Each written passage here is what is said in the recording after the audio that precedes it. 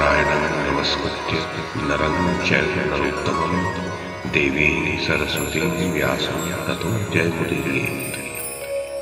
ओम नमो भगवते वासुदेवाय, ओम नमः पितामहाय, ओम नमः प्रजापतिभ्यः, ओम नमः कृष्णद्वैपायनाय, ओम नमः सर्वविघ्नविनायकेभ्यः।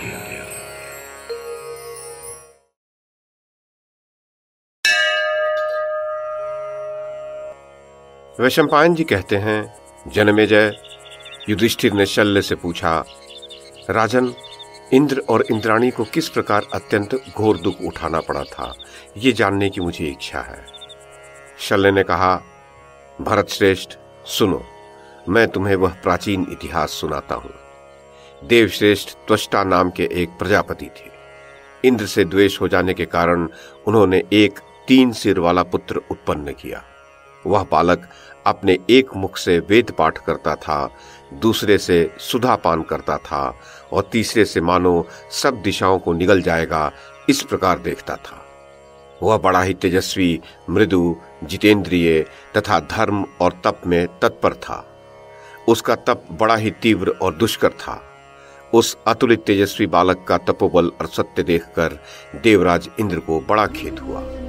उन्होंने सोचा कि यह इस तपस्या के प्रभाव से इंद्र न हो जाए, अतः यह किस प्रकार इस भीषण तपस्या को छोड़कर भोगों में आसक्त हो। इसी प्रकार बहुत सोच विचार कर उन्होंने उसे फंसाने के लिए अप्सराओं को आज्ञा दी।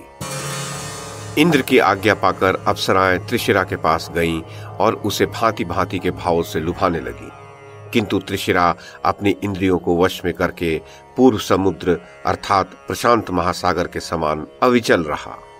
अंत में बहुत प्रयत्न करके अप्सराएं इंद्र के पास लौट गईं और उनसे हाथ जोड़कर कहने लगीं, महाराज, त्रिशिरा बड़ा ही दुर्धर्ष है, उसे धैर्य से डिगाना संभव नहीं है।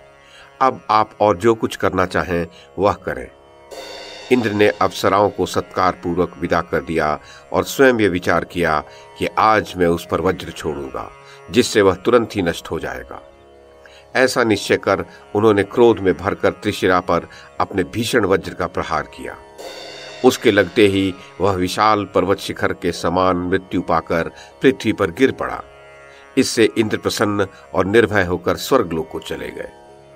प्रजापति त्वष्टा को जब यह ज्ञात हुआ कि इंद्र ने मेरे पुत्र को मार डाला है, तो उनकी आंखें क्रोध से लाल हो गईं और उन्होंने कहा, मेरा पुत्र सदा ही क्षमाशील और शम दम संपन्न था। वह तपस्या कर रहा था। इंद्र ने उसे बिना किसी अपराध के ही मार डाला है। अतः अब मैं इंद्र का नाश करने के लिए वृत्तासुर को उत्पन्न करूंगा। लोग मेरे पराक्रम और तपोबल को देखें। ऐसा विचार करके महान यशस्वी और तपस्वी त्वष्टा ने क्रुद्ध होकर जल का आचमन किया और अग्नि में आहुति डालकर वृत्तासुर को उत्पन्न किया। तत्पश्चात उससे कहा, इंद्र शत्रो, मेरे तप के प्रभाव से तुम बढ़ जाओ। बस सूर्य और अग्नि के समान तेजस्वी वृत्तासुर उसी समय बढ़कर आकाश को छूने लगा और बोला, कहिए मैं क्या करूं? त्वष्टा ने कहा, इंद्र को मार डालो। तब वृत्तासुर स्वर्ग में गया। वहां इंद्र और वृत्र का बड़ा ही भीषण संग्राम हुआ। अंत में वीरवर वृत्तासुर ने देवराज इंद्र को पकड़ लिया और उन्हें पूरा ही निगल गया। तब देवताओं ने वृत्र का नाश करने के लिए जम्भाई की रचना की और ज्यों ही वृत्र ने जम्भाई ली कि देवराज अपने अंग सिकोड़कर उसके खुले हुए मुख से बाहर आ गए। इंद्र को बाहर आया देखकर देवता बड़े प्रसन्न हुए। उसके पश्चात इंद्र और वृत्र का युद्ध पुनः होने लगा। जब त्वष्टा का तेज और बल पाकर वीर वृत्तासुर संग्राम में अत्यंत प्रबल हो गया, तो इंद्र भाग खड़े हुए। इंद्र के भाग जाने से देवताओं को बड़ा ही खेद हुआ। वे त्वष्टा के तेज से घबराकर इंद्र और मुनियों के साथ मिलकर विचार विमर्श करने लगे कि अब क्या करना चाहिए। इंद्र ने कहा, देवताओं, वृत्र ने तो इस सारे संसार को घेर लिया है। मेरे पास ऐसा कोई शस्त्र नहीं है जो इसका नाश कर सके। अतः मेरा तो ऐसा विचार है कि हम लोग मिलकर विष्णु भगवान के धाम को चलें और उनसे प्रार्थना करके इस दुष्ट के नाश का उपाय पूछें।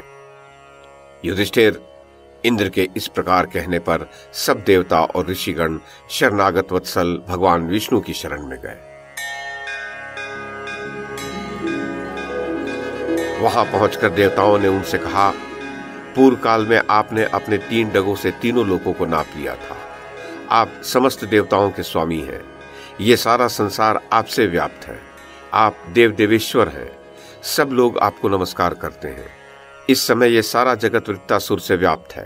अतः हे असुर निकंदन, आप इंद्र तथा संपूर्ण देवताओं को आश्रय दीजिए।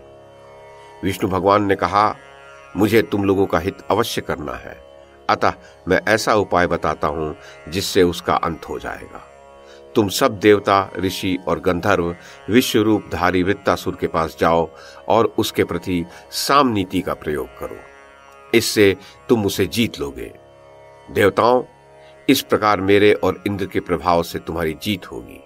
मैं अदृश्य रूप से देवराज के आयुध वज्र में प्रवेश करूंगा। युधिष्ठिर, विष्णु भगवान के ऐसा कहने पर सारे देवता और ऋषि इंद्र को आगे करके वृत्तासुर के पास चले और उससे बोले, दुर्जय वीर, ये सारा जगत तुम्हारे तेज से व्याप्त है, तब भी तुम इंद्र को जीत नहीं सके। तुम दोनों को लड़ते हुए बहुत समय व्यतीत हो गया। इससे देवता, असुर और मनुष्य सभी प्रजा को बड़ा कष्ट हो रहा है। अतः अब सदा के लिए तुम इंद्र से मित्रता कर लो। महर्षियों की यह बात सुनकर परम तेजस्वी वृत्र ने कहा, आप तपस्वी लोग अवश्य ही मेरे माननीय हैं, किंतु जो बात मैं कहता हूं वह यदि पूरी की जाएगी तो आप लोग जैसा कह रहे हैं वह सब मैं करने को तैयार हूं। मुझे इंद्र और देवता लोग किसी भी सूखी या गीली वस्तु से, पत्थर या काष्ठ से, शस्त्र या अस्त्र से अथवा दिन या रात में न मार सकें। इस शर्त पर तो मैं सदा के लिए इंद्र के साथ संधि करना स्वीकार कर सकता हूं। तब ऋषियों ने उससे कहा, ठीक है, ऐसा ही होगा। इस प्रकार संधि हो जाने से वृत्तासुर बड़ा प्रसन्न हुआ। देवराज भी मन में प्रसन्न तो हुए, किंतु वे सदा वृत्तासुर को मारने का अवसर ढूंढते रहते थे। एक दिन इंद्र ने संध्या काल में वृत्तासुर को समुद्र के तट पर विचरते देखा। उस समय वे वृत्त को दिए हुए वर पर विचार करने लगे। ये संध्या काल है, ये समय न दिन है न रात, और मुझे अपने शत्रु वृत्त का वध अवश्य करना है। यदि आज मैं इस महान असुर को धोखे से नहीं मारता हूं तो मेरा हित नहीं हो सकता। ऐसा विचार कर इंद्र ने ज्यों ही विष्णु भगवान का स्मरण किया कि उन्हें समुद्र पर पर्वत के समान फेन उठता दिखाई दिया। वे सोचने लगे, ये न सूखा है न गीला और न कोई शस्त्र ही है, अतः यदि मैं इसे वृत्तासुर पर फेंकूं तो वह एक क्षण में ही नष्ट हो जाएगा। ये सोचकर उन्होंने तुरंत ही अपने वज्र के साथ वह फेन वृत्तासुर पर फेंका और भगवान विष्णु ने उस फेन में प्रवेश करके उसी समय वृत्तासुर को मार डाला। वृत्र के मरते ही सारी प्रजा प्रसन्न हो गई तथा देवता, गंधर्व, यक्ष, राक्षस, नाग और ऋषि ये सब इंद्र की स्तुति करने लगे। युधिष्ठिर, इंद्र ने देवताओं के लिए भय का कारण बने हुए महाबली वृत्तासुर का वध तो किया, किंतु पहले त्रिशिरा को मारने से लगी हुई ब्रह्म हत्या के कारण और अब असत्य व्यवहार के कारण तिरस्कृत होने से वे मन ही मन बहुत दुखी रहने लगे। इन पापों के कारण वे संज्ञा शून्य और अचेतन से हो गए तथा संपूर्ण लोकों की सीमा पर जाकर जल में छिपकर रहने लगे। जब देवराज ब्रह्म हत्या से पीड़ित होकर स्वर्ग छोड़कर चले गए तो सारी पृथ्वी वृक्षों के मारे जाने और वनों के सूख जाने पर उजाड़ सी हो गई। नदियों की धाराएं टूट गईं और सरोवर जलहीन हो गए। अनावृष्टि के कारण सभी जीवों में खलबली मच गई तथा देवता और महर्षियों को भी बड़ा त्रास होने लगा। कोई राजा न रहने से सारा जगत उपद्रवों से पीड़ित रहने लगा। तब देवताओं को भी भय हुआ कि अब हमारा राजा कौन हो, क्योंकि देवताओं में से तो किसी का भी मन राज्य का भार संभालने के लिए नहीं होता था।